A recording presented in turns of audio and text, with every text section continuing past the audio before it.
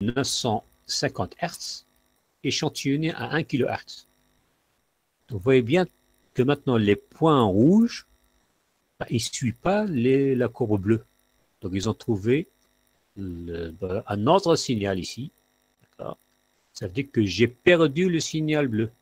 Donc, une fois que j'ai échantillonné ce signal bleu, d'accord, je l'ai perdu. Donc, je suis tombé sur un autre signal.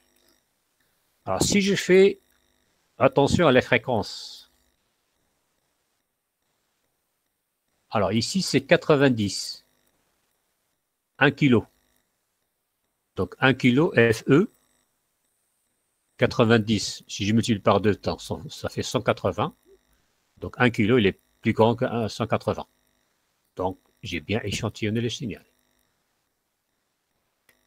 Ici, vous avez 310 Hz, multiplié par 2, ça fait 620.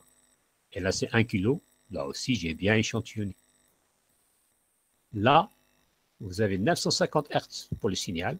Multiplié par 2, ça fait 1900. Et là, vous avez échantillonné 1 kg. Donc 1 kg est inférieur à 2 fois F.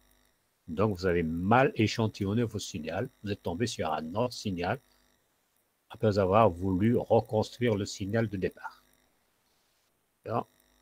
Donc là, FE est inférieur à 2 fois Fmax. Donc, j'ai le repliement, j'ai l'aliasing. Donc, j'ai mal échantillonné.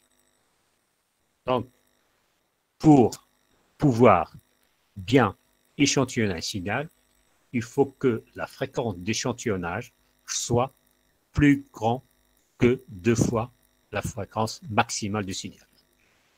Là, je fais une petite simulation. Là, vous avez un signal de 440 Hz, échantillon à 10 kHz. Ça veut dire qu'à chaque 0,1 milliseconde, je vais prendre un point. D'accord? Alors, si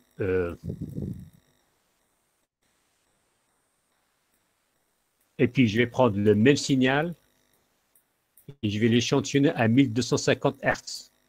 Ça veut dire que je vais prendre 0,8 millisecondes. Chaque 0,8 millisecondes, je vais prendre un point. Le même signal, mais cette fois-ci échantillonné à 625 Hz. Alors, je vais essayer d'écouter le signal.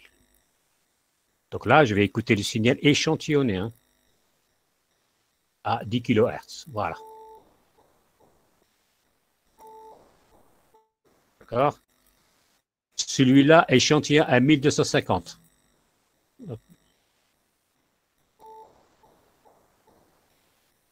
Donc, il n'y a pas de différence. Celui-là échantillonné à 625. Donc, je l'entends à peine. Donc, le son a changé. Pourquoi? Parce que ici, la fréquence d'échantillonnage 10 est supérieure à 2 fois 440. Donc, j'ai bien échantillonné. Vous voyez bien qu'ici, les points rouges forment le signal bleu. Celui-là, 1250 est supérieur aussi à 880. Donc, les points verts forment le signal bleu. Par contre, ici, 625, elle est inférieure à 880. Donc, j'ai l'aliasing. Donc, FE est inférieur à 2 fois Fmax.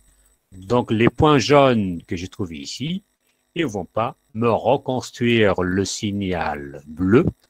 Et dans le cas de l'aliasing, il y a naissance des fréquences qu'on appelle la fréquence apparente.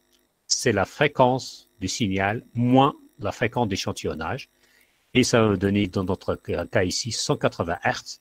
Donc, il y a naissance d'un autre signal, celui-là, regardez, d'accord, de fréquence 180 Hz. Donc, qui est tout à fait différent du signal bleu. Donc, c'est la raison pour laquelle le son, il a changé. D'accord? Donc, il faut faire attention. Si vous voulez échantillonner bien comme il faut un signal, donc tout d'abord, il faut connaître la valeur maximale de votre fréquence. Et ensuite, vous prenez une fréquence plus grande que 2 fois la fréquence maximale. Et dans ce cas-là, vous n'avez pas de problème de recouvrement spectral.